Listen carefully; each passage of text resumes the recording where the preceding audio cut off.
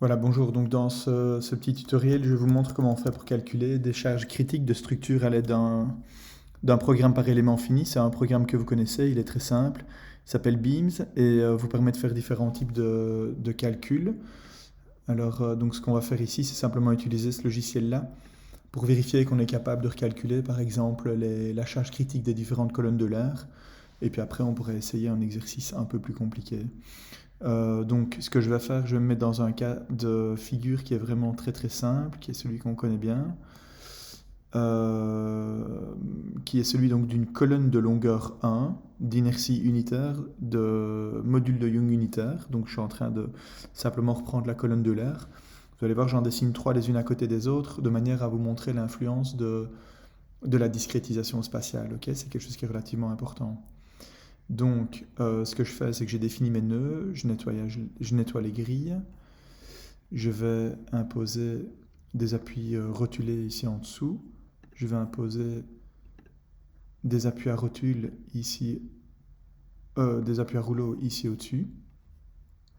Ensuite, dans mes matériaux, je vais récupérer les matériaux que j'utilise habituellement pour faire apparaître un matériau qui s'appelle Unit E avec un module de Young unitaire.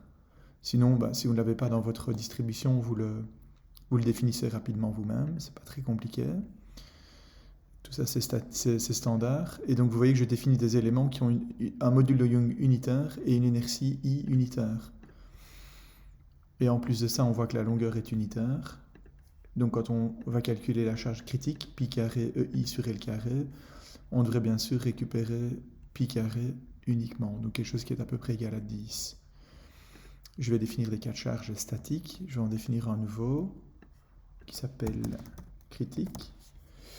Je mets une charge au nœud, global Y, je vais la mettre dans la direction verticale et positive vers le bas. Je mets une charge unitaire sur chacun d'eux. Et puis ensuite, dans analyse, je fais analyse stabilité. On me demande le cas de charge que je vais utiliser pour faire l'analyse. Je vais prendre évidemment le cas de charge critique, qui est celui qui m'intéresse. Le nombre max de modes que je veux calculer, en fait, c'est le premier mode qui m'intéresse, puisqu'on sait que au-delà du premier mode critique, on sait que la structure va devenir instable. Ceci dit, on peut s'intéresser aux 2-3 premiers modes. Ça ne sert à rien probablement d'aller en chercher 15. En tout cas, ça ne sert à rien d'aller en chercher une centaine parce que ça prendra beaucoup plus de temps de calcul et c'est pas utile. Mais ça vaut quand même la peine de jeter un coup d'œil aux quelques premiers modes critiques. Pourquoi? Parce que si on voit que le premier correspond à un multiplicateur, disons, de 2, et que le deuxième correspond à un multiplicateur de 2,1, et puis le suivant de 2,2, en fait, on va peut-être déployer beaucoup d'énergie pour régler le problème de stabilité dans le premier mode, alors qu'en réalité, il y a un deuxième mode qui est tout juste derrière. Ok, donc c'est bon quand même malgré tout de regarder les quelques premiers modes critiques. Le maximum du cas de charge, donc du multiplicateur de cas de charge, ici j'ai mis 30, ça veut dire que je vais voir un cas de charge qui est 30 fois supérieur au cas de charge de référence nominale. Ici c'est un cas académique qui est un peu simple, j'ai mis des charges unitaires.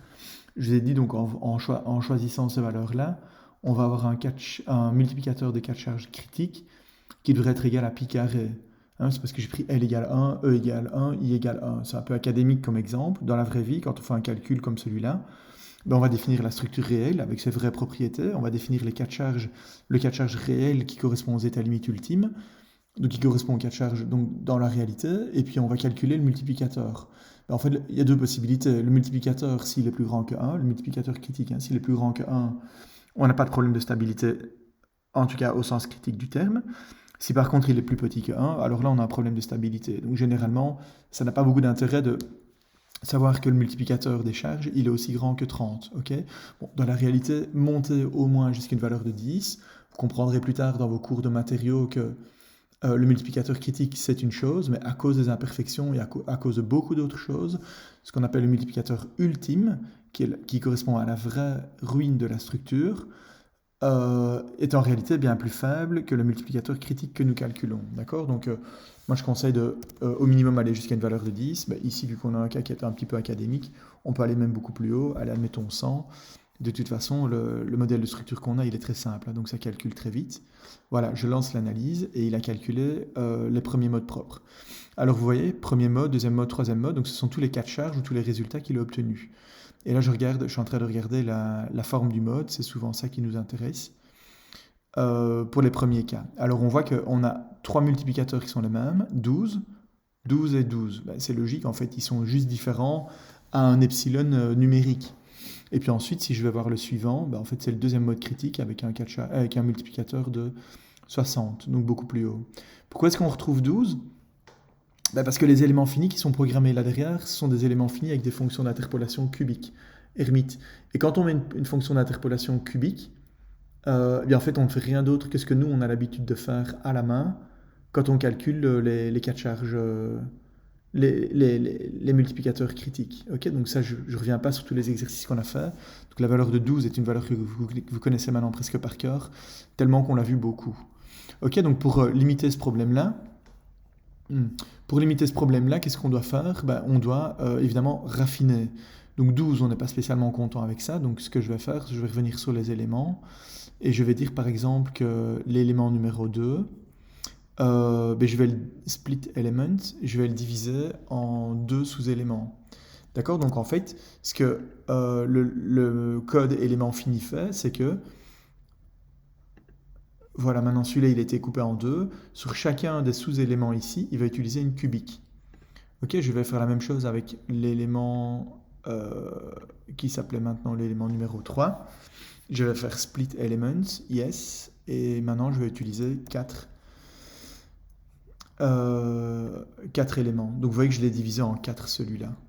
Alors l'objectif, vous avez bien compris, c'est d'essayer de déterminer l'influence de la discrétisation qu'on utilise sur la précision du cas de charge. Donc je vais refaire, des multiplicateurs critiques. Je vais refaire un calcul ici, je lance l'analyse. Alors on a peut-être un petit peu abusé sur l'amplitude. Bon voilà, 0,5. Qu'est-ce qu'on voit? 9,87. Et vous voyez donc en fait que la structure qui a la discrétisation la plus fine me donne un multiplicateur de 9,87 qui est la plus petite des valeurs. L'autre c'est 9,94, donc c'est déjà pas mal en fait avec deux éléments. Vous voyez qu'on n'est pas trop loin du vrai multiplicateur. Et par contre 12, c'est sur le premier mode.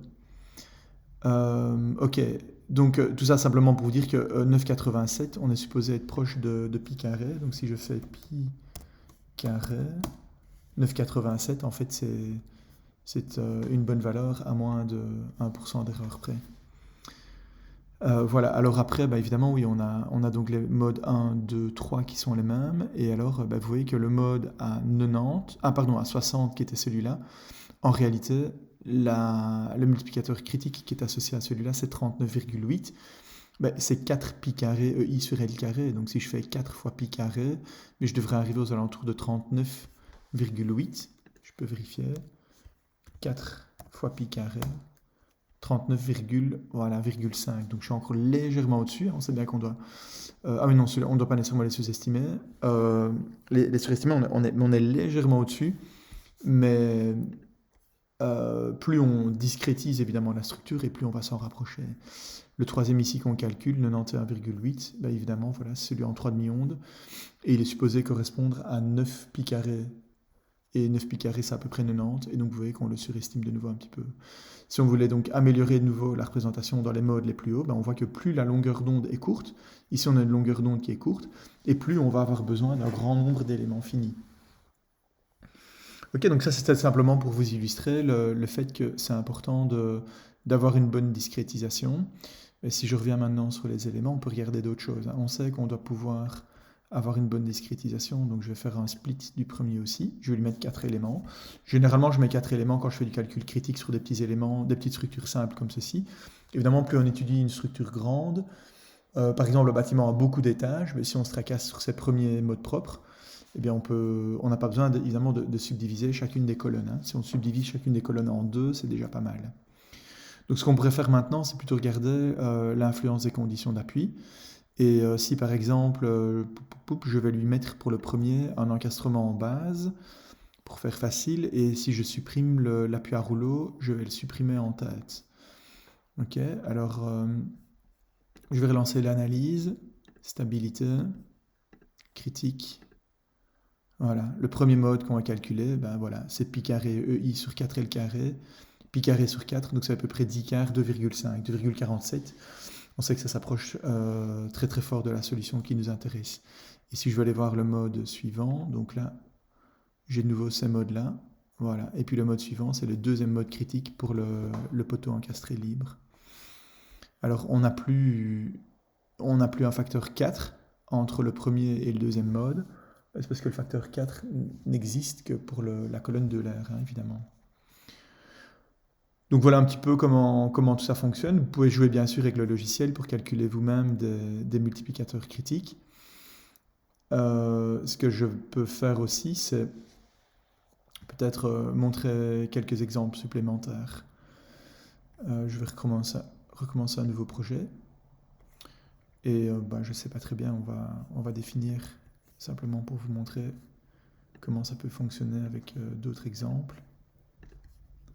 Si je fais par exemple ceci, on devrait retrouver à la fois des combinaisons de modes qui sont des modes locaux et des modes globaux. Vous allez voir tout de suite. Je définis des éléments. Je vais peut-être reprendre mes matériaux. Non, je vais mettre de l'acier, pourquoi pas. C'est un peu réaliste pour une fois. Voilà. Je définis une structure évidemment ici qui est un petit peu plus grande. C'est simplement pour vous montrer comment faire pour interpréter les résultats quand on a une structure qui est plus importante. Donc là, j'ai fait un portique en acier. Ce n'est que moyennement réaliste. Là, j'ai une portée de 2,50 m, une portée de 2,50 m, une hauteur d'étage de 2,50 m, 5 mètres. Ok, donc ça va encore. Je vais peut-être juste modifier un petit peu les portées qui sont mises en jeu. Donc si je prends les points 5 et 6, je vais les décaler vers la droite. Et 1, 2, 8, 9. 1, 2, 8, 9. Je vais les décaler un petit peu vers la gauche. Voilà. Alors, on va définir des charges, oui, peut-être des géométries. Qu'est-ce qu'on va mettre? On va mettre des IPE. On a combien? 5 mètres de portée, c'est déjà pas mal. Je prends 3270. Ce qui me paraît plus ou moins réaliste. Et donc je vais imposer ça, hop, sur mes poutres. Et puis alors, on va mettre des H pour les colonnes.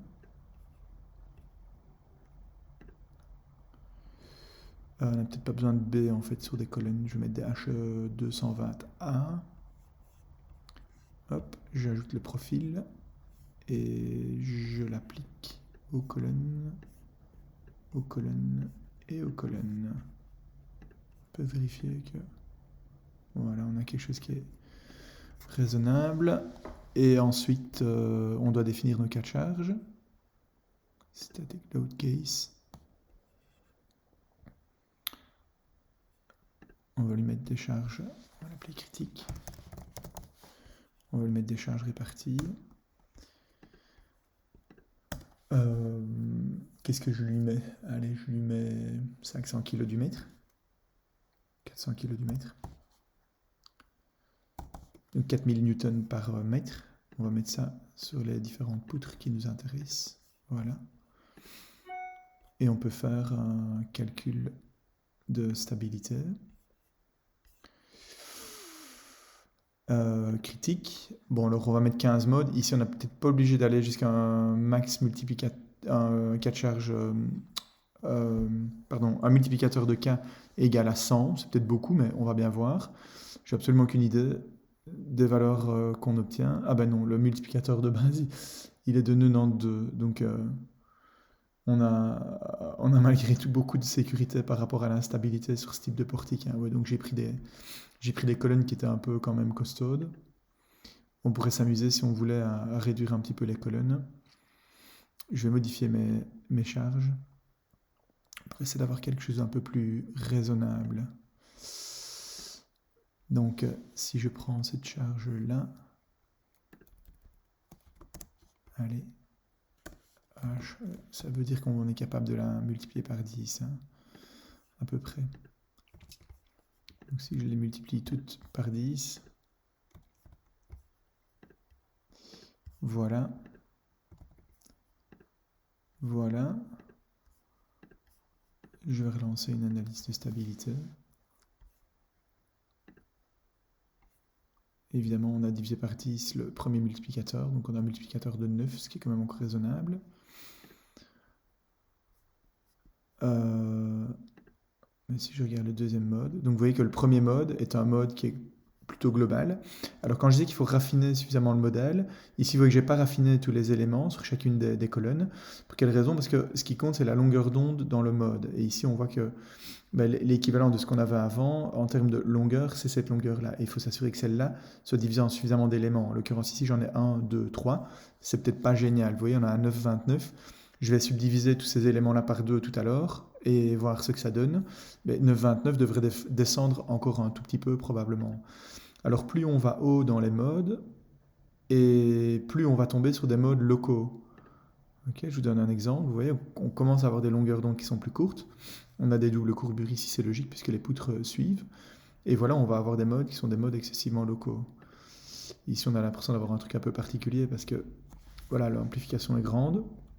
Mais voilà à quoi ressemble l'instabilité qu'on a dans des modes qui sont plus élevés. Ceci dit, ces instabilités-là, on ne les voit jamais, puisque les premières qui sont instables, évidemment, sont les premières. 9,29, si maintenant je reviens donc sur les définitions des nœuds, comme je disais, on va éditer, pardon, pas tous les nœuds, mais les éléments. On va éditer tous les éléments et diviser par les diviser en deux chacun. Donc je fais un split. Yes. 2 éléments par nœud.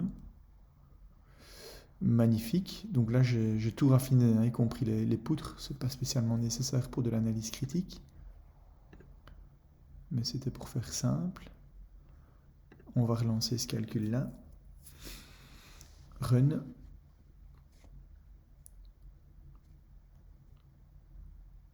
Alors, il y a peut-être un truc qui a changé. Ah oui. Je ne sais pas pour quelle raison. J'ai un petit bug peut-être. Ouais, j'ai un petit bug à mon avis. Avec le split, les 4 charges n'ont pas été imposées partout. Donc je vais remettre les charges. Je suis désolé. C'est toujours un truc qu'il faut faire un check quand on fait ce type de manipulation. Voilà. 9,29, on est passé à 9,27. Donc vous voyez, ça n'a pas changé énormément. Et alors là, ben, on peut aller aussi où qu'on veut dans les modes. Et on va tomber sur des modes qui sont des modes beaucoup plus locaux. Pour aller un peu plus loin, je vais aller jusqu'à un multiplicateur de 200. Vous voyez qu'à un moment donné, même on a des modes qui sont un peu spéciaux. Voilà, où finalement les poutres ici se développent plus en termes de rotation et de déplacement transversal encore que les colonnes. Ok, bon voilà, je ne m'attarde pas beaucoup sur tout cela parce que ça a certainement beaucoup moins d'intérêt. Qu'est-ce qu'on pourrait faire? Ben, je sais pas, on pourrait par exemple ajouter un contreventement. Vous voyez qu'ajouter un contreventement ici au-dessus ne va pas servir à grand chose parce que dans le mode, ça reste rectiligne. Donc ajouter une barre de treillis ici ne va servir à rien du tout. Par contre, en ajouter une ici entre le nœud 2 et le nœud 4 devrait nous aider à stabiliser le portique. D'accord? Donc si je reviens sur éléments, je vais ajouter un élément ici, de là à là. Je vais dire, pardon, que c'est un treillis.